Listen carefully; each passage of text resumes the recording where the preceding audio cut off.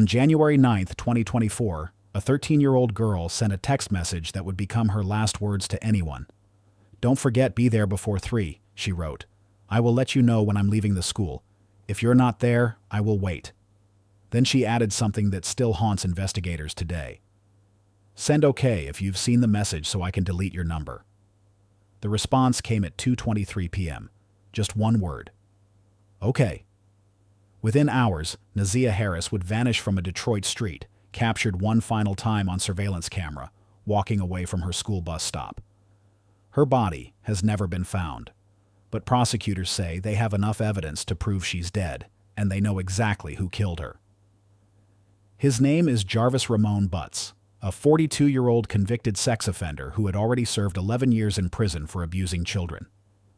Now, as we stand on the edge of 2025, the question that keeps Detroit awake at night is simple.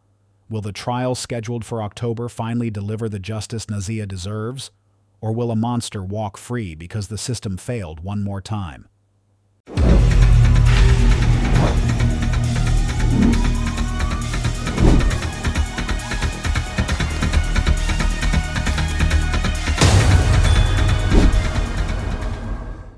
This case forces us to confront uncomfortable truths about how predators operate, how systems fail the most vulnerable, and what happens when the adults meant to protect a child look the other way. Nazia Harris was failed by nearly everyone around her. And if justice doesn't come in 2026, she will have been failed one final unforgivable time. Nazia Harris entered this world on September 16, 2010, in Detroit, Michigan. She grew up on the city's east side, in neighborhoods where families know each other, where kids play on the same blocks their parents once called home. She should have had the childhood every kid deserves. Safe, protected, full of possibility. But Nazia's early years were marked by instability. Her biological mother, Kenata Harris, struggled with substance abuse and personal trauma. The pain was too much, the burden too heavy. Kenata made a decision that she believed would give her children a better life.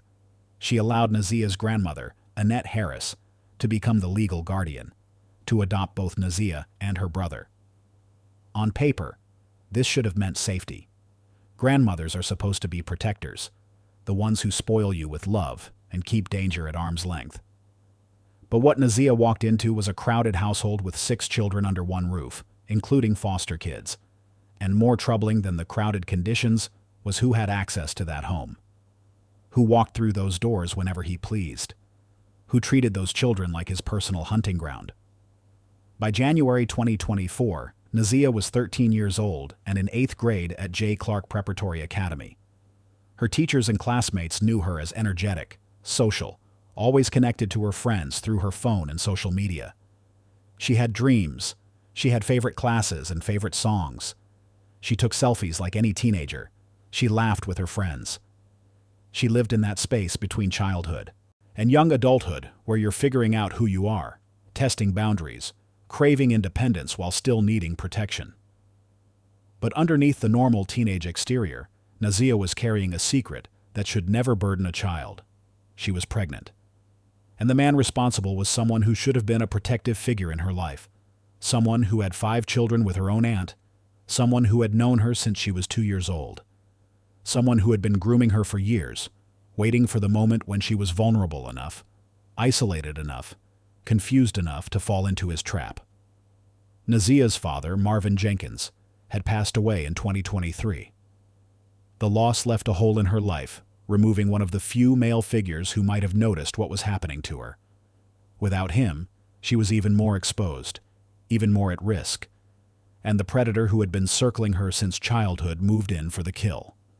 Jarvis Buts was born on November 21, 1982, which made him 41 years old when Nazia disappeared.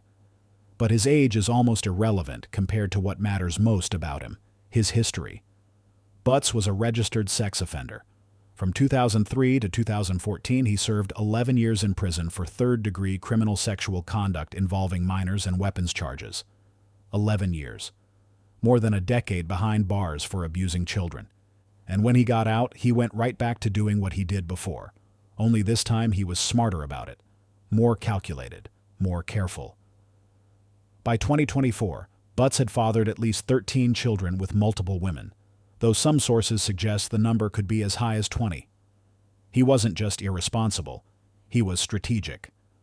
Prosecutors would later describe him as an expert groomer who deliberately targeted vulnerable women specifically to gain access to their children. He would date a woman, get her pregnant, become part of the family structure, and then he would start working on the daughters. One of those women was Shannon Harris, Nazia's aunt. Buts had 5 children with Shannon. This gave him constant access to the Harris household, constant proximity to Nazia. He wasn't a stranger lurking in the shadows.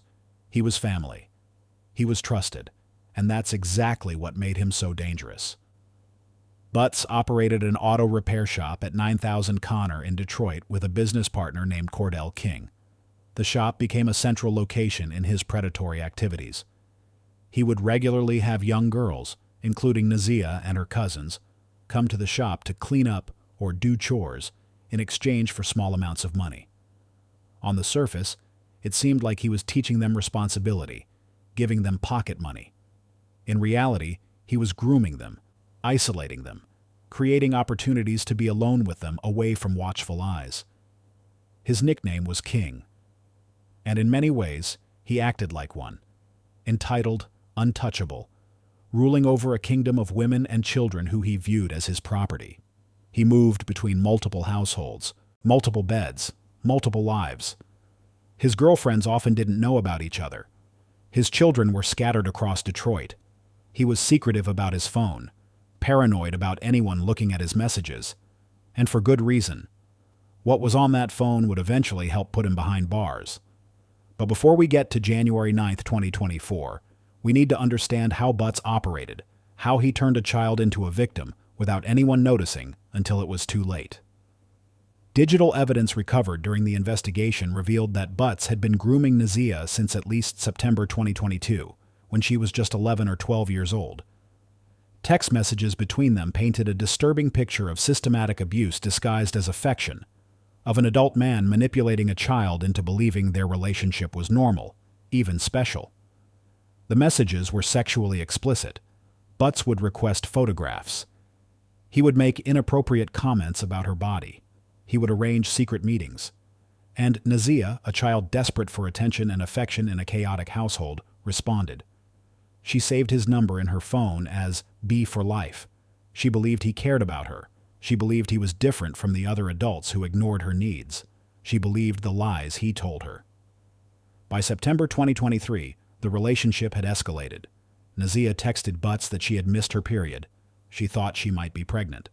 Buts responded with questions about pregnancy tests, trying to figure out if the situation was real or just a scare. Around September 27th, Nazia told him her stomach was hurting. Buts immediately assumed she was talking about pregnancy, asking, "I thought you took a pregnancy test. It was negative."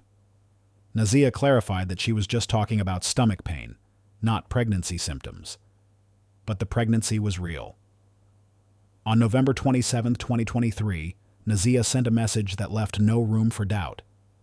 "It's hard to do this gym shit with this baby," she wrote. She was pregnant. She was 13 years old.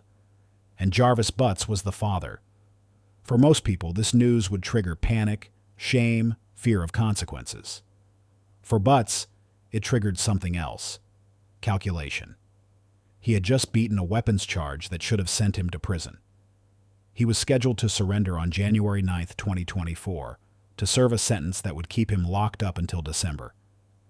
If Nazia was pregnant, if she gave birth while he was in prison, if the other mothers of his children found out he had gotten his 13-year-old niece pregnant, his entire world would collapse. So Buts started researching solutions. Between December 8th and December 11th, 2023, his Google search history told a dark story. He searched for abortion pills. He searched for how to perform home abortions. He searched for herbal teas that could terminate a pregnancy. And then he searched for something that made investigators' blood run cold, drinking red antifreeze. Red antifreeze contains ethylene glycol or propylene glycol. It has a sweet taste, which makes it attractive to children and animals. It's also highly toxic. Just 2 to 4 tablespoons can be fatal to a child. Symptoms might not appear for 24 to 72 hours, But once they start, the damage is often irreversible. Buts was researching whether he could force Nazia to drink antifreeze disguised in another beverage, whether it would cause an abortion, whether it would leave evidence. These searches happened less than 2 weeks after Nazia told him about this baby. The timeline is clear. The motive is clear. Jarvis Buts decided that Nazia Harris had to disappear. But here's where the story becomes even more tragic. Nazia could have been saved. Multiple people had opportunities to intervene, to protect her, to stop what was coming, and every single one of them failed. In 2022, a complaint was filed with Child Protective Services alleging that Buts had inappropriately touched Nazia. Someone saw something. Someone reported it. But Detroit police did not fully investigate. The complaint went nowhere. Buts continued to have access to Nazia. The grooming continued. The abuse continued. On January 9, 2024, the day Nazia would disappear forever, her teachers noticed something wrong. Her substitute teacher reported that Nazia seemed sad or upset about something. She lay on the classroom floor, which was unusual behavior. She specifically asked to see the school counselor. The substitute teacher told a security guard to send the counselor upstairs when they saw her. The counselor never came. Whether she wasn't at school that day or simply never got the message, the result was the same. Nazia never got to talk to someone who might have helped her. She never got to tell someone what was happening. She spent her last day at school carrying a burden no child should carry, and the adult who was supposed to help her never showed up. The lunch lady, who spoke to Nazia regularly, also noticed she was down, not her usual bubbly self. But no one pressed. No one asked the hard questions. No one looked close enough to see a 13-year-old girl who was several months pregnant, who was being abused by a trusted adult, who was planning to meet that adult after school because he had asked her to. Before we continue with what happened that day, I want to hear from you. Where are you watching this from? Drop your location in the comments. And if you're still here, if you're following every detail of Nazia's story, type "Justice for Nazia" so we know you're with us. This case needs witnesses. It needs people who refuse to forget. At 2:21 p.m. on January 9, 2024, Nazia sent Jarvis Buts a text message from her school-issued tablet. "Don't forget, be there before 3. I will let you know when I'm leaving the school. If you're not there, I will wait." She was coordinating a meetup. She believed they were going to talk, maybe figure out what to do about the pregnancy. She trusted him. She thought he would help her. 1 minute later, at 2:22 p.m., she sent another message. "Send OK if you've seen the message so I can delete your number." This sentence is haunting. Why would she need to delete his number? Was Buts telling her to erase evidence of their communication? Was she starting to feel unsafe? Was she planning to cut ties with him after this meeting? At 2:23 p.m., Buts responded with a single word. "Okay." That was the last text message Nazia Harris ever sent to anyone. No more messages to friends. No more social media posts. No more selfies. Her digital footprint, so active and constant for a 13-year-old in 2024, went completely silent. Between 2:40 and 2:45 p.m., Nazia boarded her school bus for the ride home. At 2:54 p.m., surveillance cameras captured her getting off the bus at the corner of Cornwall Street and 3 Mile Drive. She was wearing light blue jeans, a black hoodie, and a colorful Rugrats puffy jacket with a fur-lined hood. She had on red and black Nike shoes and clear frame glasses. She carried a backpack. The video shows her walking down Bedford Street toward home. She looks like any other teenager heading home after school. Her body language doesn't suggest fear or urgency. She looks normal. And then she walks out of frame, and no camera ever captures her again. What happened next has been pieced together through cell phone records, witness testimony, and forensic evidence. That afternoon, Jarvis Buts and his business partner Cordell King were driving around Detroit, going between their auto repair shop and various auto parts stores. They were working on a red Jaguar that belonged to Cordell's son's grandmother, and they needed a water pump. They went to AutoZone, picked up the part, realized they forgot something, turned around, went back. While driving along Harper Road sometime between 3 and 4 p.m., Buts spotted Nazia. He turned to Cordell and said, "Oh, there's my niece." They pulled into a liquor store parking lot. Nazia approached the vehicle and got in. She sat in the back seat. Cordell was in the front passenger seat. Buts was driving. They headed back toward the auto shop. Here's something important. Buts knew Nazia would be there. The text messages proved they had planned to meet. But he made it look spontaneous to Cordell, like they had randomly spotted her on the street. This was part of his pattern of deception, of hiding his relationship with Nazia, even from his closest associates. When they got to the shop at 9000 Connor, Cordell got out and went back to work on the Jaguar. Nazia stayed in the vehicle for a while. The truck was running so she could stay warm. It was very cold that day in Detroit. Cordell testified that she was playing on her phone, suggesting Nazia had her phone or device with her. At some point, the truck ran out of gas. Buts and Cordell pushed it to the gas station right next door and refilled it. Between 4:00 p.m. and 6:30 p.m., Buts' sister stopped by the shop. She saw a young girl getting in and out of a white Cadillac Escalade. When she asked about her, Buts told his sister something strange. "That's Cordell's niece. Not my niece," which is how he introduced Nazia to everyone else. Cordell's niece. He was distancing himself from her in front of his own sister. Why? Because his sister would have known Nazia wasn't Cordell's niece. His sister might have recognized her as Shannon's niece, might have started asking questions. So Buts lied. At 6:38 p.m., cell phone records show Buts, Cordell, and Nazia left the shop and drove to Ypsilanti, Michigan, about 35 minutes away. Nazia rode in the red Jaguar in the front passenger seat. Buts drove. Cordell followed in his own truck. They were delivering the repaired car to its owner. They arrived around 7:02 p.m. at the customer's house. A woman named Taya Moore was there. She saw Nazia sitting next to the TV. Buts introduced Nazia as his niece this time. Taya had to leave briefly to get cash from an ATM to pay for the repair work. By 7:22 p.m., they were on their way back to Detroit. Cell phone records placed them back in the area of the auto shop by 8:28 p.m. At 8:45 p.m., Cordell left to go home. He was on electronic tether monitoring and had to be home by 9 p.m. every night. When he left the shop, Jarvis Buts and Nazia Harris were alone together. That was the last time anyone besides Jarvis Buts saw Nazia Harris alive.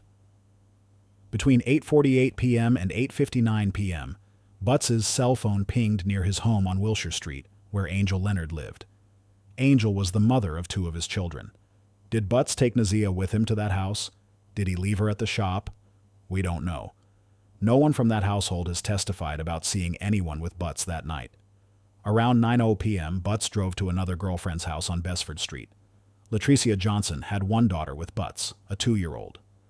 Buts asked Latricia if he could borrow her blue Nissan Sentra. He said he needed to take his son somewhere. This was unusual. Buts had never asked to borrow her car before, but Latricia agreed. Buts left his vehicle at her house and drove away in her Nissan. At 9:30 p.m., Jarvis Buts checked into the Park Crest Inn, a motel at 2000 Harper Road. The motel sits directly across the street from his auto repair shop. He rented room 69.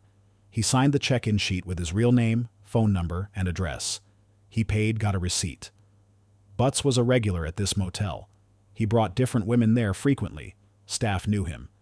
It was his go-to spot for hookups, for privacy, for activities he didn't want his various girlfriends to know about.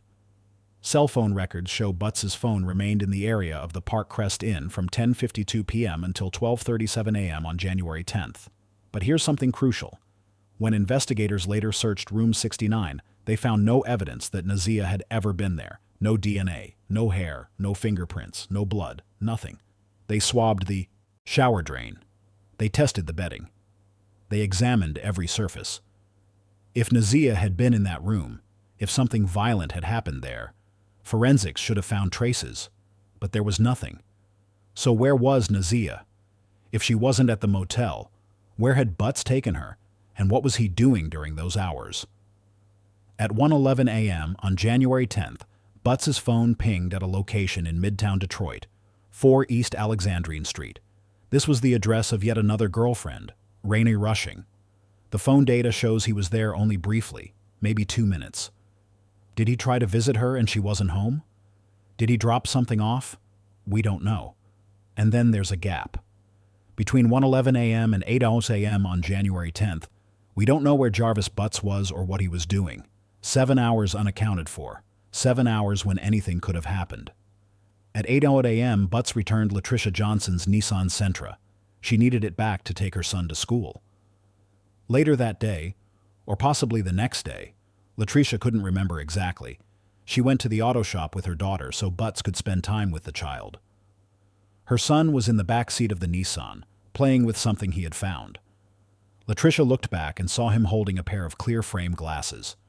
She grabbed them from him and said, "We don't know whose those are." Jarvis Buts saw the glasses, snatched them out of her hands and said quickly, "Oh, those are my son's glasses." Latricia didn't think much of it at the time, but months later, when investigators showed her a photo of Nazia Harris wearing clear frame glasses in her last school picture, Latricia confirmed they looked exactly the same. Those glasses placed Nazia in that Nissan Sentra. They proved Buts had driven her somewhere in that car. But where? Your support keeps stories like Nazia's alive. If this case matters to you, if you believe she deserves justice, like this video to stay updated. On the morning of January 10th, 2024, Nazia's grandmother, Annette Harris, realized Nazia had not come home. She had not come home at 3:00 p.m. when she usually arrived. She had not come home by 5:00 p.m. or 6:00 p.m. or 7:00 p.m. She had not come home all night, and Annette Harris went to sleep without calling the police. The next morning, Annette didn't call the Detroit Police Department. She called the school police. She reported Nazia missing to school officials, not to the detectives who handle missing children cases. The response was slow. The urgency wasn't there, and precious hours ticked by while Nazia's trail grew colder. Nazia's Aunt Shannon, who had 5 children with Jarvis Buts, also showed no visible emotion about her niece's disappearance. She told people she had friends helping look for Nazia, but she waited until morning to involve authorities. Neither Annette nor Shannon acted like women whose child had vanished, and investigators noticed. Throughout January and into February, there was no sign of Nazia. No social media activity, no text messages, no phone calls, no sightings. For a 13-year-old girl who had been constantly active online, who messaged friends daily, who took selfies and posted regularly, the silence was deafening. It meant something terrible had happened. In February 2024, Detroit Police Department's Missing Persons and Homicide Unit took over the investigation. On February 14th, they held a press conference asking for public help. But even then, the case seemed to be going cold. Without a body, without a crime scene, without witnesses to violence, how could they prove Nazia was dead? How could they prove Jarvis Buts had killed her? Then, on March 14th, 2024, 2 months after Nazia disappeared, the case broke open. A witness named Valerie Smith had been walking past a gas station near St. Martin and Evergreen for weeks. She kept noticing something on the ground, a school ID card. She stepped over it for more than 2 weeks, never bothering to pick it up. Finally, after about 2.5 weeks, she decided to grab it and see whose it was. She turned the card over. Nazia Harris, the missing girl from the news. Valerie immediately contacted police. Investigators rushed to the area, and they started searching. That same day, U.S. Border Patrol agents searching a wooded area near 7 Mile and Berg Road discovered clothing items partially hidden in brush near the Rouge River. They found a black hoodie, a pink jumpsuit, Nike shoes. The items were weathered, as if they had been outside for weeks, exposed to winter cold, snow, and rain. The black hoodie matched the one Nazia had been wearing in her last school photo, the picture taken on January 9th, 2024, hours before she vanished. The hoodie was in good condition when she wore it to school that morning, but the hoodie found near the river was damaged. There were holes in the hood, tears in the fabric, and stains that tested positive for blood. Forensic analysts from the Michigan State Police Crime Lab tested the hoodie extensively. They found DNA from both Nazia Harris and Jarvis Ramon Buts. They found 15 phenolphthalein-positive stains on the front of the hoodie, indicating blood. They ran hemotrace tests to confirm it was human blood. The results came back positive. Swabs taken from the neck and sleeve areas of the hoodie, areas where a person's DNA would naturally transfer from wearing the garment, showed Jarvis Buts' DNA with very strong support. Nazia's DNA was also present. The forensic expert testified that the hoodie had been worn by Nazia and had come into contact with Buts. But most disturbing were the holes in the hood. They weren't tears from normal wear. They weren't damage from animals or weather. They were consistent with puncture wounds, stab wounds, cuts from a weapon. Annette Harris had testified that the hoodie was practically new when Nazia wore it to school. There were no holes in it that morning, which meant the damage happened after Nazia left school, after she got into Jarvis Buts' vehicle, after she disappeared. The pink jumpsuit found near the hoodie told a different story. There was a small bloodstain on it that tested positive for Nazia's blood, but the sample was so small that analysts couldn't do confirmatory testing without consuming all the evidence. More importantly, there was no significant evidence linking Jarvis Buts' DNA to the jumpsuit. And there was something else strange. The jumpsuit wasn't what Nazia had been wearing when she disappeared. She was wearing jeans and a hoodie. The pink jumpsuit was underneath her outer clothing, possibly as a way to hide her pregnancy, to smooth down her stomach so people wouldn't notice the baby bump. The Nike shoes found near the clothing matched the description of what Nazia was wearing on January 9th. Oddly, one of the shoes was found stuffed inside the leg of the pink jumpsuit, as if someone had hastily bundled the items together before tossing them into the brush. Cell phone records showed that Jarvis Buts' phone had been in the exact area where the clothing was found. On the night of January 10th going into January 11th, his phone pinged near 7 Mile and Greenfield at 10:51 p.m. Then, from 11:40 p.m. until 1:34 a.m., nearly 2 full hours, his phone remained in the 7 Mile and Berg Road area. 2 hours. What was Jarvis Buts doing in a wooded area near the Rouge River for 2 hours in the middle of the night in January? Prosecutors believe he was disposing of Nazia's body. The area is remote, heavily wooded, difficult to search. The Rouge River runs through it. In January, the ground would have been partially frozen, covered in snow. If Buts buried Nazia there, if he weighted her body down and pushed her into the river, if he hid her in one of the abandoned structures nearby, she might never be found, and she hasn't been. Despite extensive searches with cadaver dogs, drones, helicopters, divers, and ground teams, Nazia Harris's body has never been recovered. But Michigan law doesn't require a body to charge someone with murder. The legal standard is whether there's enough evidence to prove someone is dead and that a specific person caused their death. The prosecution believed they had that evidence. Investigators had also tested every vehicle Jarvis Buts had access to. They swabbed the Cadillac Escalade, the Nissan Sentra, every car he drove. They tested trunk carpets, floor mats, seat cushions, door handles, even the trunk speakers.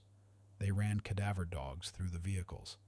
They were looking for blood, DNA, any trace that Nazia had been transported after her death. They found nothing, which meant either Buts had cleaned the vehicles thoroughly, or Nazia's body was wrapped or contained in a way that prevented transfer of evidence. Investigators collected guns from Buts' properties. They tested them for blood, DNA, ballistics. Nothing. They collected knives. Most turned out to be butter knives, or rusty tools that had been under car seats for years. One knife was sent for full forensic testing. It came back clean. No murder weapon was ever found, but prosecutors didn't need one. They had the hoodie with blood and DNA. They had the cell phone records. They had the text messages. They had the Google searches about abortion pills and antifreeze. They had the glasses in the Nissan. They had the timeline. On September 26, 2024, nearly 9 months after Nazia vanished, Wayne County Prosecutor Kim Worthy announced charges against Jarvis Ramon Buts: first-degree premeditated murder, second-degree criminal sexual conduct, producing child sexually abusive material, using a computer to commit a crime. Buts was also charged in connection with sexual assaults on 2 other victims, both under age 13 at the time of the abuse. One victim had been as young as 4 years old when Buts first abused her. The pattern was clear. Jarvis Buts was a serial predator who targeted children, groomed them, abused them, and when one threatened to expose him, he killed her. Buts pleaded not guilty to all charges. He sat in court with his head down, hiding behind his attorneys, taking notes, occasionally laughing at some private joke. He showed no remorse, no grief, no acknowledgement of what he had done.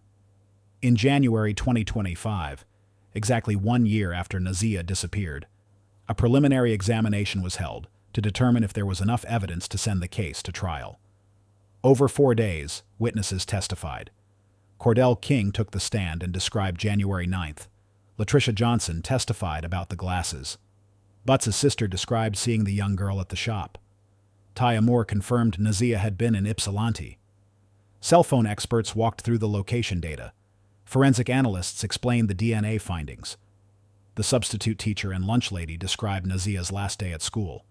The defense argued there was no proof Nazia was dead. No body meant no murder. The evidence was circumstantial.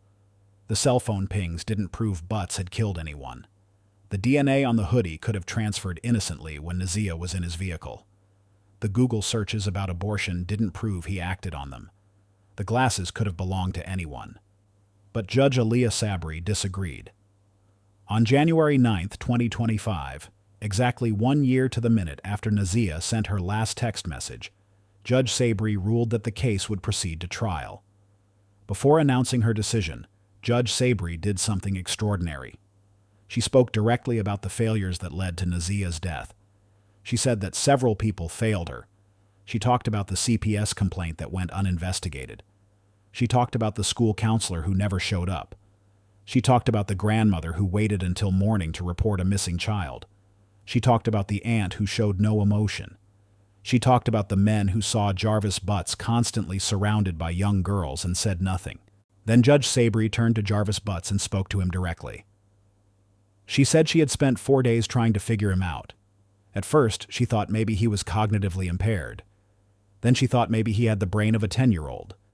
But as she heard more testimony, she realized the truth. You're just the true definition of a pedophile. She continued, You groomed Nazia. You played mind games with her. You controlled her emotionally. She was exposed to so much at such a young age. The text messages between you two were disgusting to hear. She said Nazia deserved love, protection, and safety. Instead, she got manipulation, abuse, and death. Judge Sabri said that while many people had failed Nazia, Jarvis Buts was the monster in this whole picture. She told him, Your children deserve more. Nazia deserved more. As a community, we should look at this case as a prime example of how much work we have to do when it comes to protecting our children, and especially our black girls. She concluded, For you, Jarvis Buts, I wish you a speedy trial and that justice be delivered. The courtroom was silent. The weight of her words hung in the air, and for the first time, the reality seemed to sink in for Buts. He was going to trial for murder, and the evidence against him was overwhelming. The trial is scheduled to begin with jury selection on October 6, 2025. If convicted of first-degree premeditated murder, Jarvis Buts will spend the rest of his life in prison without the possibility of parole. Michigan does not have the death penalty, so life behind bars is the harshest sentence available. But for many who followed this case, who watched the evidence pile up, who heard Nazia's story unfold, life in prison seems almost insufficient for what he did. As we approach October 2025, the question becomes, what will the trial reveal that we don't already know? Prosecutors have indicated they gathered over 500 gigabytes of phone extractions, 111 gigabytes of video footage, and 19 gigabytes of documents. Not all of that evidence was presented at the preliminary hearing. The trial will be more comprehensive, more detailed, more devastating. The prosecution will call witnesses who can establish the timeline minute by minute. They'll walk the jury through the text messages, showing the progression from grooming to abuse to pregnancy to murder. They'll present the Google searches, letting the jury see into Jarvis Buts' mind as he researched ways to end Nazia's pregnancy, and possibly her life. They'll show the cell phone data, mapping out exactly where Buts went on January 9th and 10, how his movements aligned with Nazia's disappearance, and the location where her clothing was found. They'll present the forensic evidence, the hoodie with blood and DNA from both victim and killer, the holes consistent with weapon damage, the glasses found in the car. Each witness will add another piece to the puzzle. Each testimony will narrow the window of time when Nazia could have been killed. And each piece of evidence will point in the same direction, toward Jarvis Ramon Buts. But the prosecution has an answer for each of those arguments. Nazia didn't run away. She was 13 years old, pregnant, with no money, no resources, no way to support herself. She was active on social media, constantly texting friends, always connected. For more than a year now, there has been zero activity. No posts, no messages, no sightings, no withdrawals from any accounts, no use of any identification. A 13-year-old girl in 2024 doesn't just vanish into thin air by choice. She doesn't abandon her phone, her social media, her friends, her entire digital life. She doesn't disappear without a trace unless someone made her disappear. The blood on the hoodie proves something violent happened. The holes in the hood prove a weapon was used. The DNA proves Jarvis Buts was there when it happened. The cell phone data proves he was in the area where her belongings were disposed of. The text messages prove motive. The searches prove premeditation. And here's something the defense can't explain away. Jarvis Buts' behavior after Nazia disappeared. He didn't search for her. He didn't call her phone. He didn't text her. He didn't ask friends if they'd seen her. He didn't help the family look for her. He didn't post on social media asking people to share her missing person flyer. He did the opposite. He tried to hide evidence. He snatched the glasses out of Latricia's hands when she found them. He made jailhouse phone calls to Cordell King, asking him to retrieve his phone from Tashiana Davis's car before police could get it. He called Latricia and told her to clean anything he had touched, to not drive her car, to drive his mother's car instead. These are not the actions of an innocent man. These are the actions of someone who knows exactly what happened and is desperately trying to cover his tracks. When the trial begins in October 2025, the jury will hear all of this. They'll see the evidence, hear the witnesses, review the forensics, and then they'll have to answer one question. Did Jarvis Ramon Buts murder Nazia Harris? The prosecution believes the answer is obvious.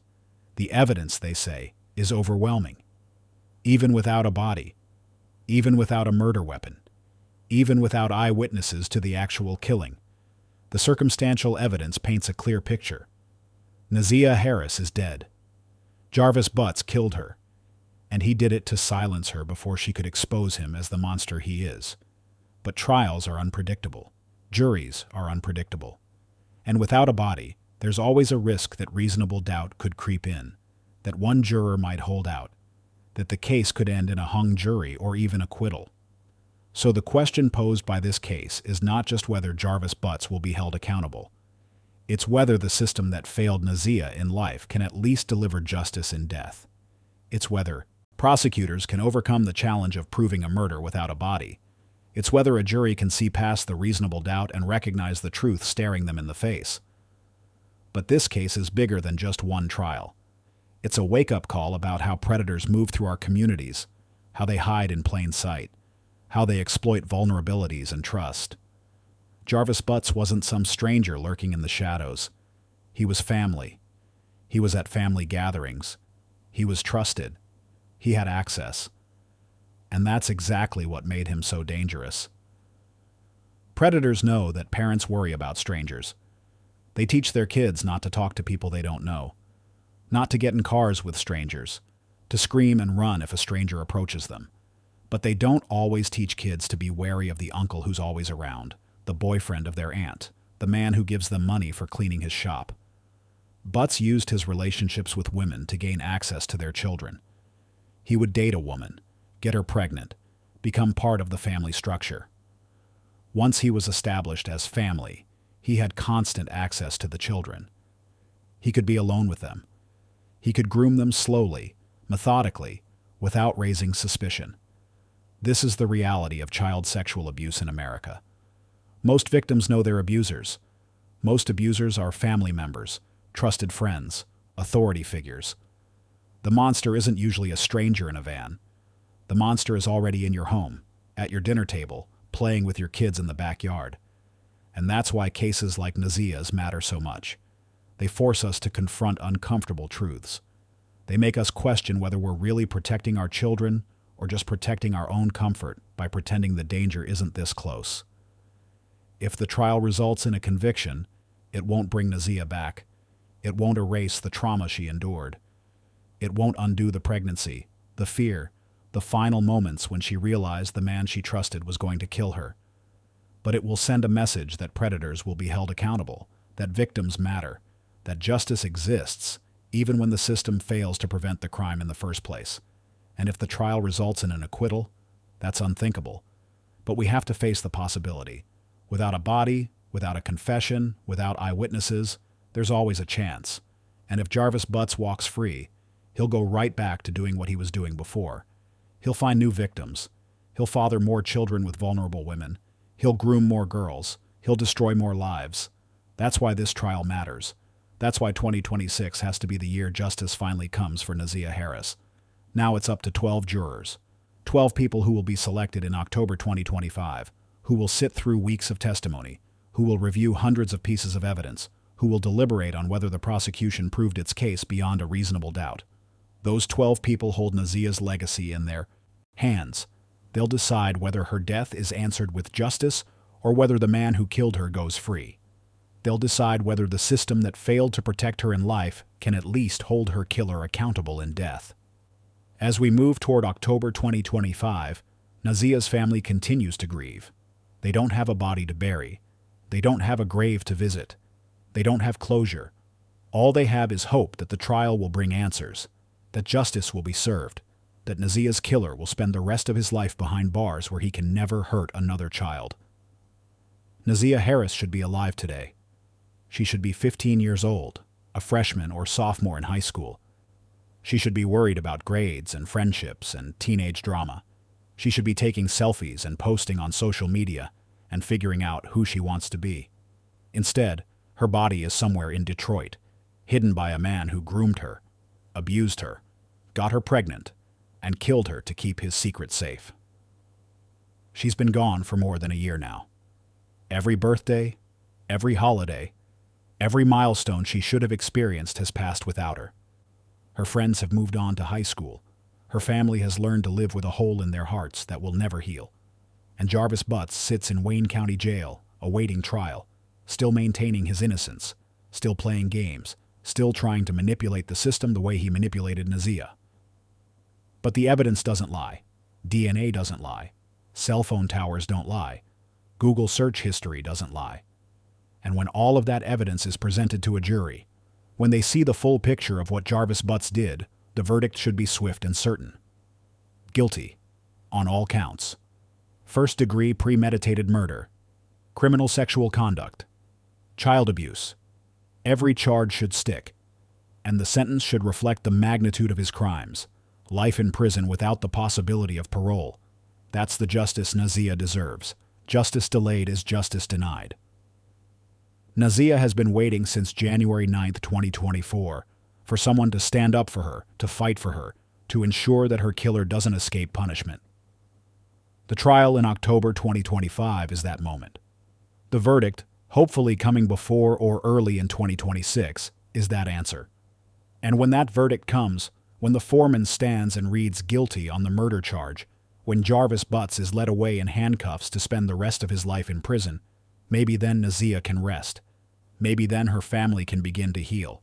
Maybe then the community can believe that justice still exists. That's the hope. That's the expectation. That's what Nazia Harris deserves after a life cut short by a monster who should have protected her instead of destroying her. Will 2026 finally bring justice for Nazia Harris?